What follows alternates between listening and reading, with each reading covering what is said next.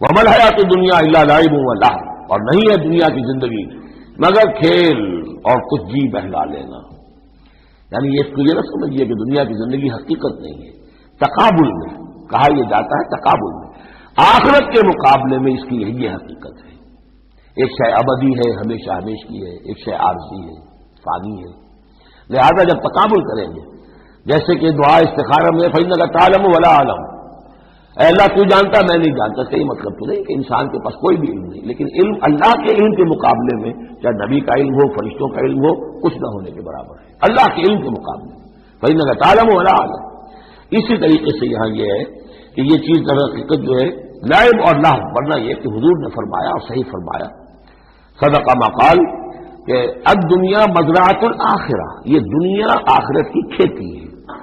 اگر تو یہ سمجھ لیا جائے یہاں بو گے تو وہاں کاٹو گے، اگر یہاں بو گے نہیں تو کاٹو گے کیا؟ یہاں بو گے تو فصل کٹے گی وہاں.